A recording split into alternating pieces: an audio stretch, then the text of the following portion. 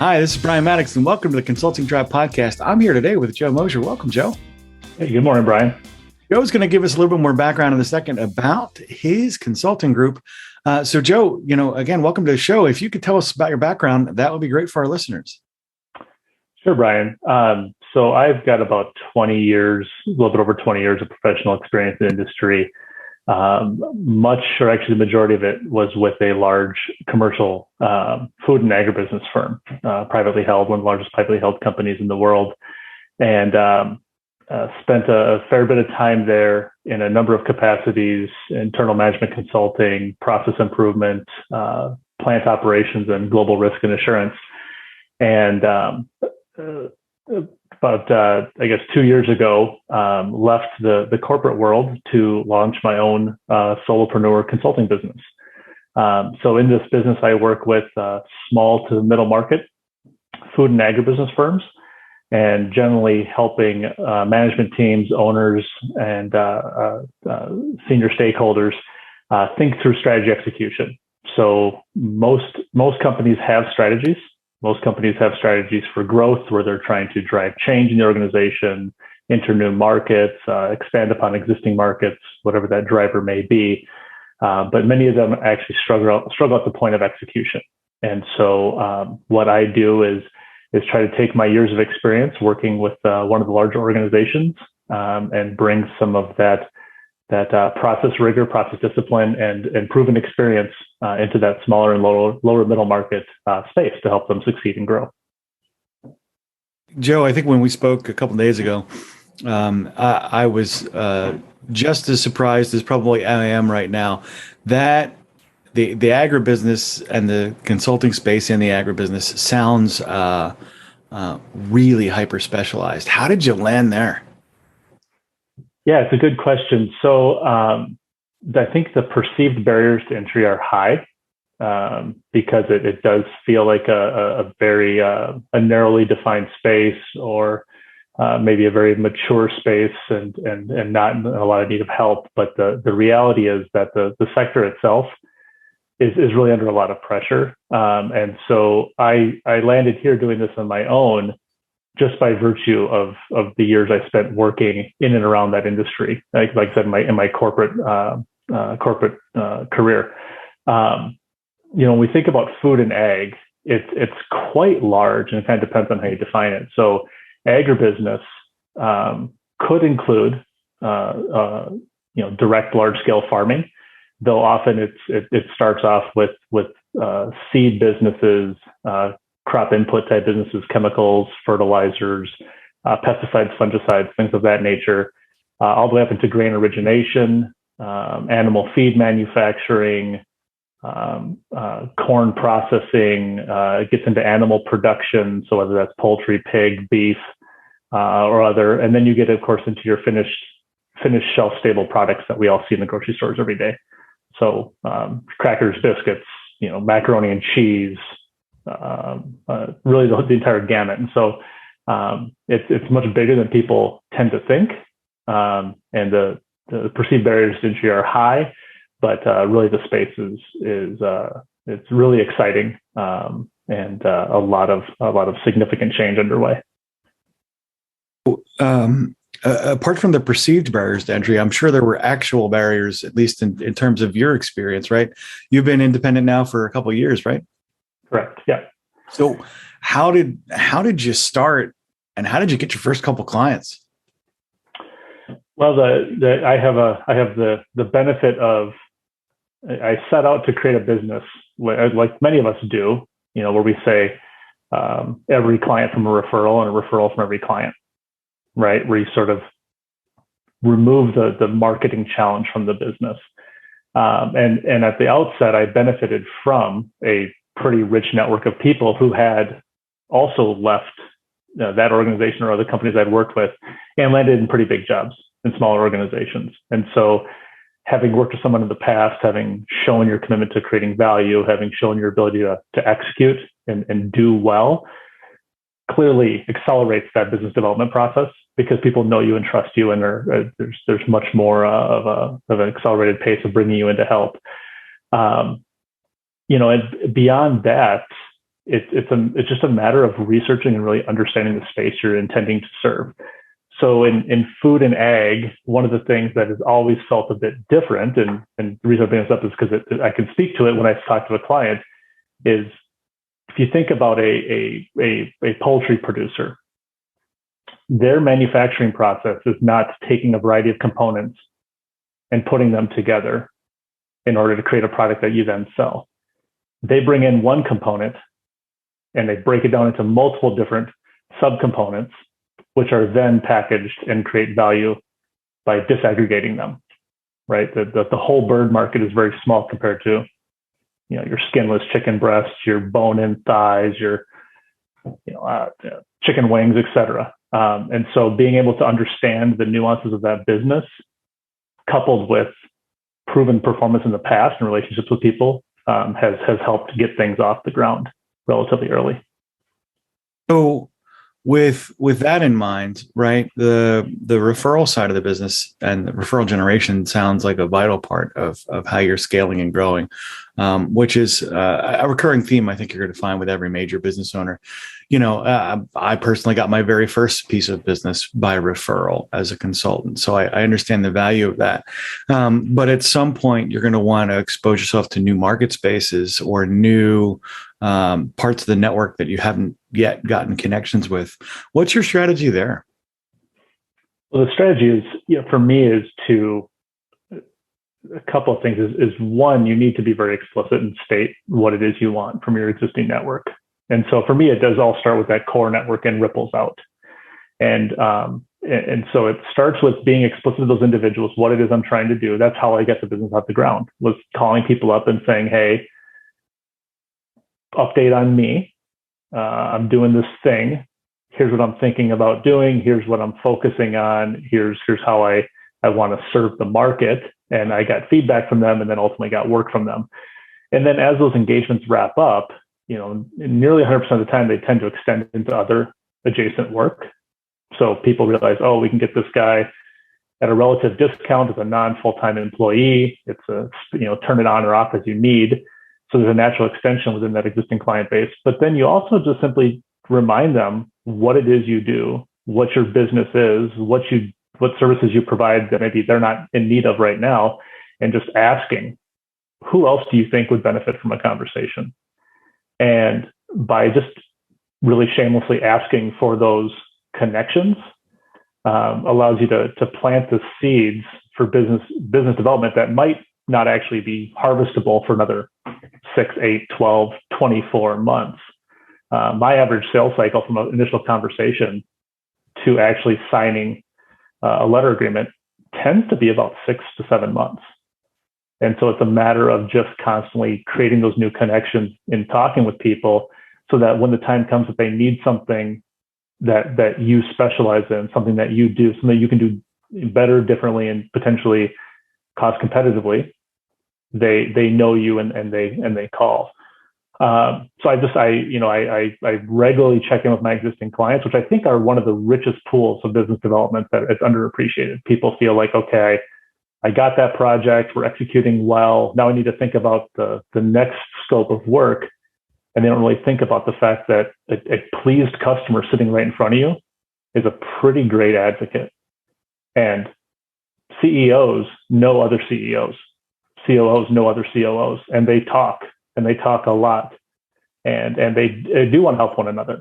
And so that's been my strategy thus far. So given the depth of the niche market that you serve and the kind of the narrow focus there, I imagine that's helped with making other folks advocates for your value proposition. How much work did you do getting that tightened down? So the value proposition itself. Yeah. And then practice communicating, of course.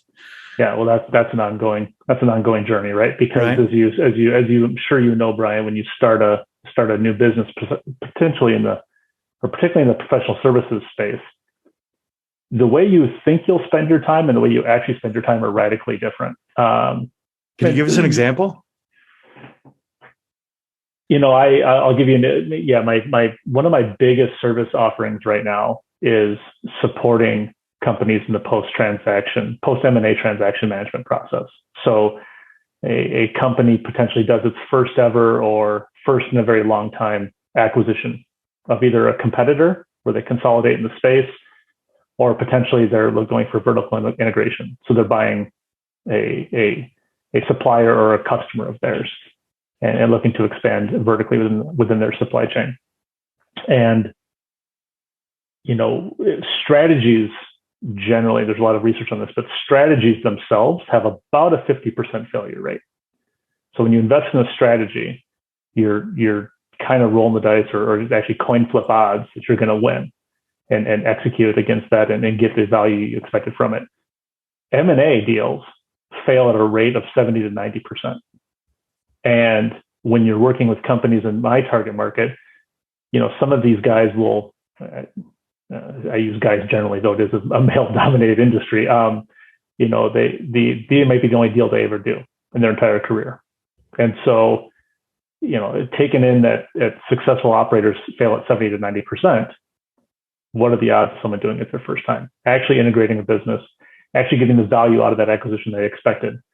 That's always been work that I've supported in a variety of capacities corporately, but not exclusively.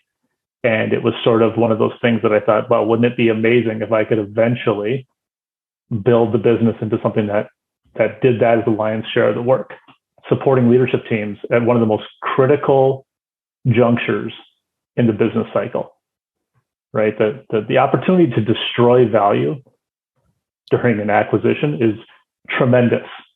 And so to help people get through that and not only minimize the downside, but actually accelerate how quickly they get to the upside they promised to the deal is really exciting. And I just thought that would be a 5-10 year goal. And within months of starting the business, by simply talking about that, by focusing on it, by putting together the models and the ways that you go about the work well, the work just kind of flows to you. So that's an example of that's a positive example of where I thought I would be doing sort of more routine process improvement, process management type work. Realized quickly that is heavily commoditized, hard to differentiate, hard to compete, hard to do it profitably. But then this other sort of exciting blue ocean space that I didn't see anyone else really focusing on flowed very quickly into the business.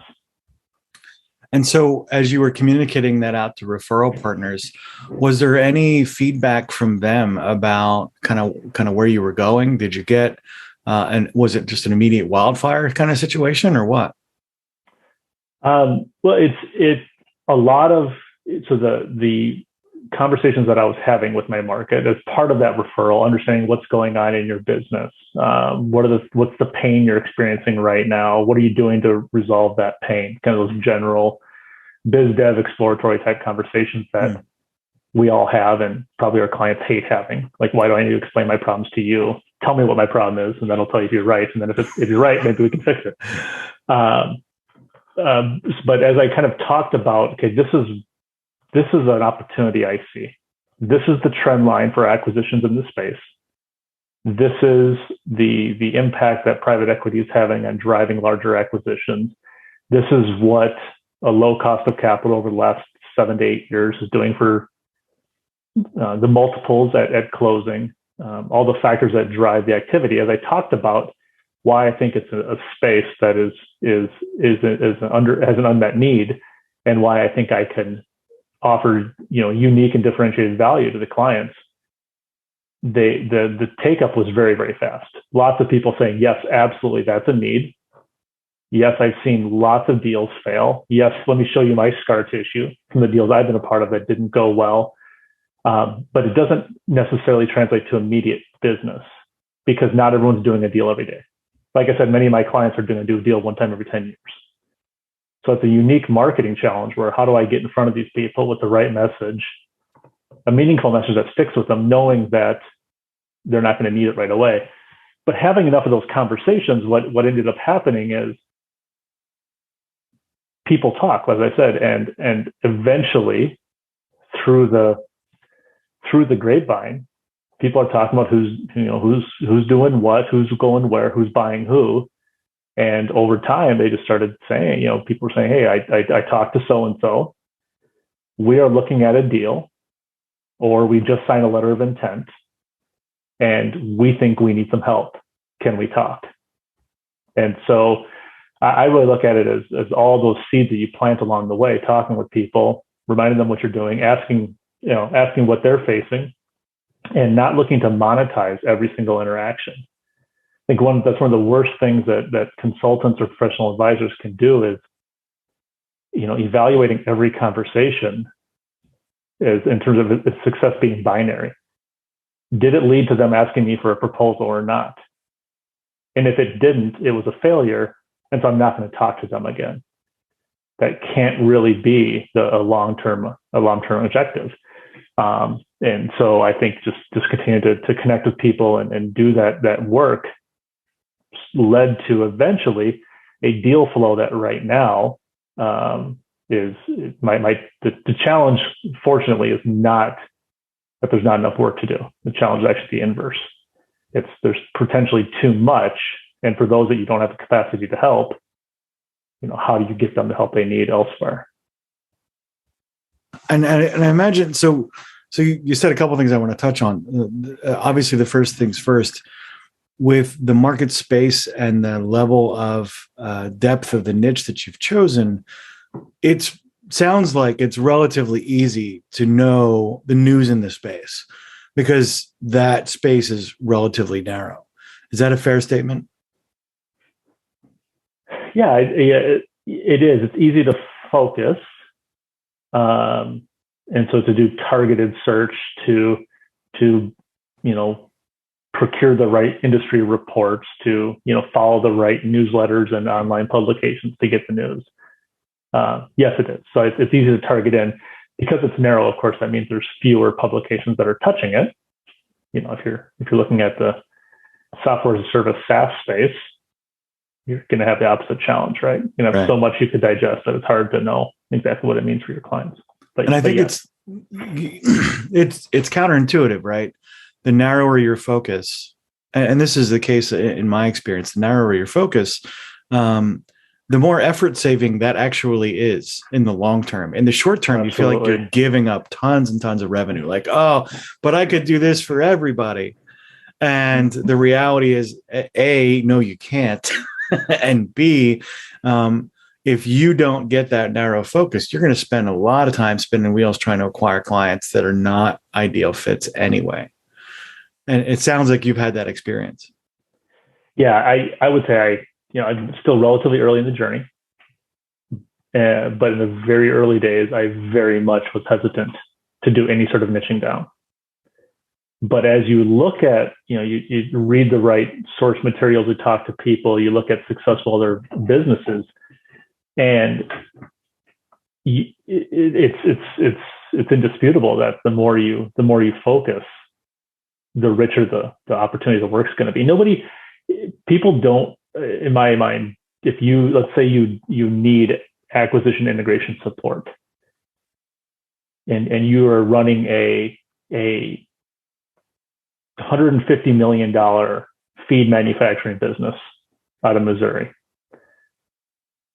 Are you going to want to talk to people and say, we are world-class integration experts, and we can serve everything from small-scale manufacturing to advanced AI companies to self-driving technologies to whatever? Or, hey, we do a lot of work around integration space within feed manufacturing, animal protein and animal processing, and one other, pick another space. People actually want to work with someone that knows their space and frankly will pay a premium for the pleasure. And so I look at, I've come to terms with the fact that it's really addition through subtraction. And by stripping out and saying, okay, I'm not going to do everything.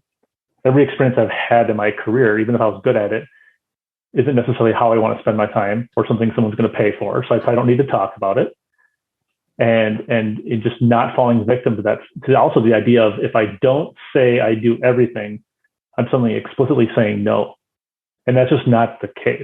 So when you get crisp on your value proposition, and when you get crisp on your niche where you're trying to focus, you're being very loud and clear and declarative around who you're saying yes to, but it doesn't necessarily translate to no to everybody else.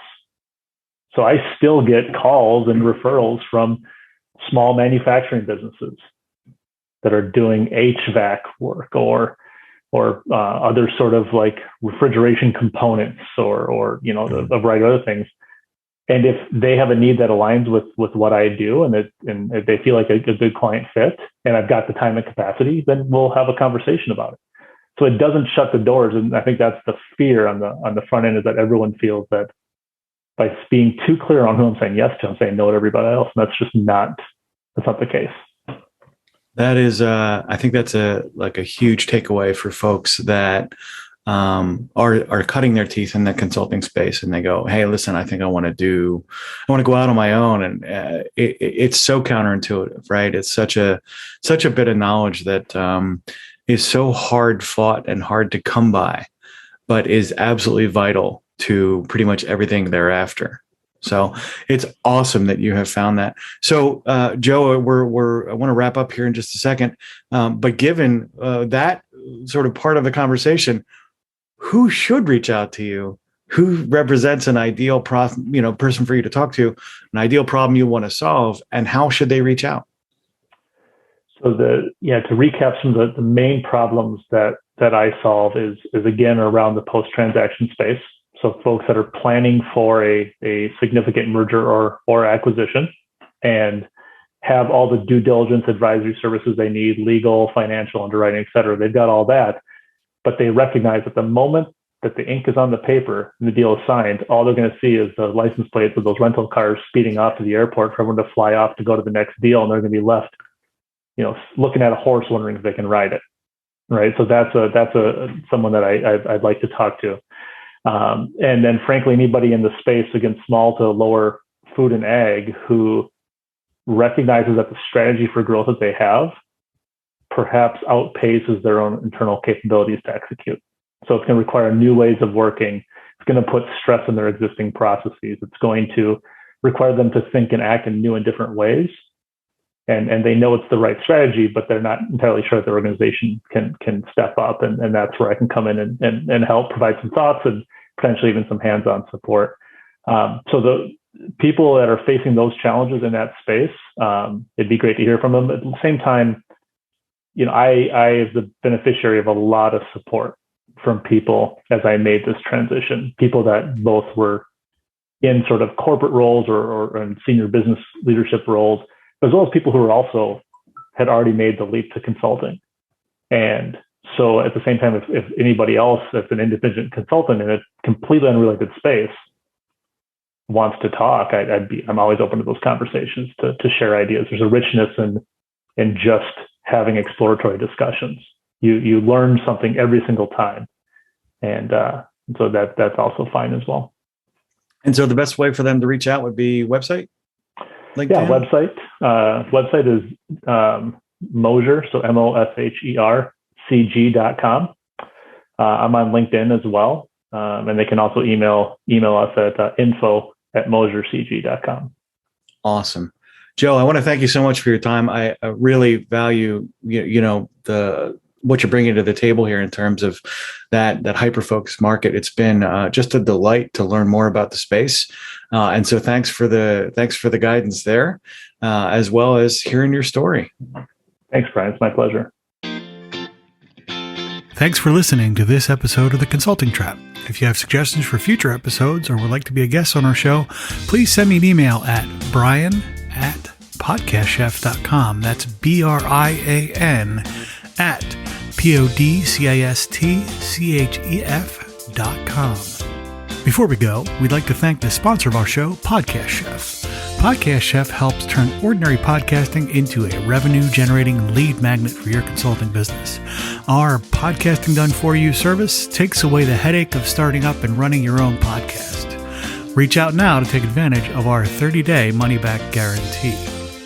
Visit us at podcastchef.com to find out how our team of experts can help you leverage podcasting to take your business to the next level.